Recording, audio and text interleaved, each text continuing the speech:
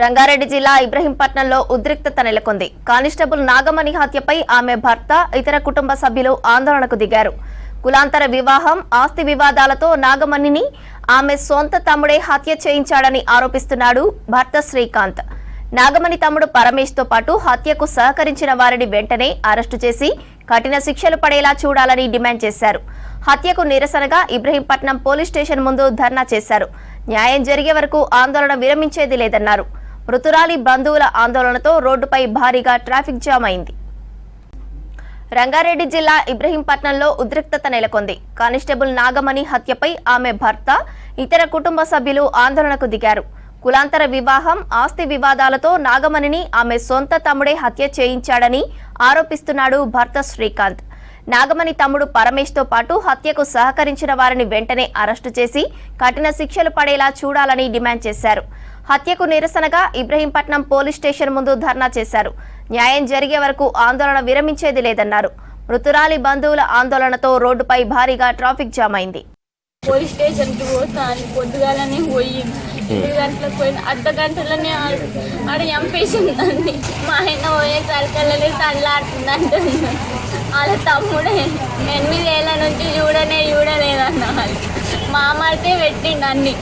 వాళ్ళు ఇప్పుడు వచ్చి దేనికోసమో రోజు ఇట్లకెంచే పోతుందని కనిపెట్టి చంపేసిందన్న.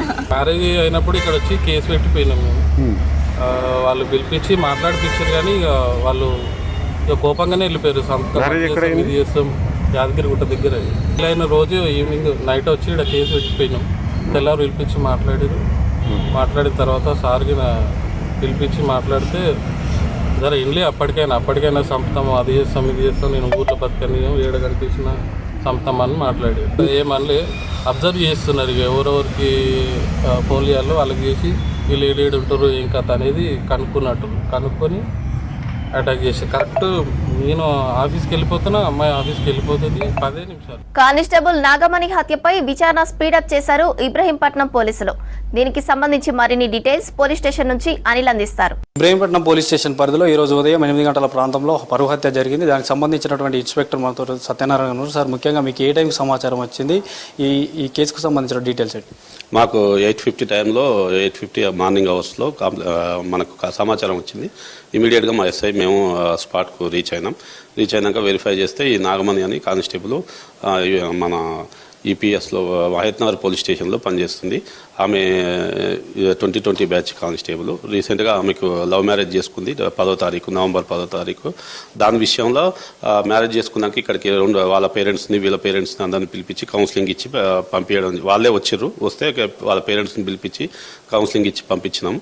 తర్వాత ఈరోజు మనకి ఇన్ఫర్మేషన్ వచ్చింది. దాని ప్రకారం మేము ఎంక్వైరీ చేస్తున్నాం. వాళ్ళ బ్రదర్ పాత్ర ఏమన్నా ఉండొచ్చు అనే యాంగిల్లో మేము ఎంక్వైరీ చేస్తున్నాం. గతంలో వీరు లవ్ మ్యారేజ్ చేసుకున్నప్పుడు కానీ అప్పుడు వచ్చినటువంటి బంధువులు ఇప్పుడు ఈ కేసులో ఏమన్నా ఇన్వాల్వ్మెంట్ ఉందా వాళ్ళు? దాని ప్రకారం అందుకే దాని ఇన్వెస్టిగేషన్లో ఇప్పుడు అక్యూజ్ని పట్టుకున్నాక ఫర్దర్గా ఇంట్రాగేషన్లో ఇంకెంతమంది పాత్ర ఉంది, ఇంకేమన్నా ఫర్దర్ రీజన్స్ వేరే ఏమన్నా ఉన్నాయా ఆ యాంగిల్లో ఎంక్వైరీ చేస్తామండి. గతంలో ఇదే పోలీస్ స్టేషన్లో వారు ప్రేమ వివాహం చేసుకున్నప్పుడు చంపుతానంటూ బెదిరించినటువంటి పరిస్థితి, ఆ యొక్క సమాచారం మీకు ఏమైనా మీ దృష్టికి వచ్చిందా? అదేం లేదు, మాకు చంపుతానని బెదిరించింది అయితే ఏమీ లేదు.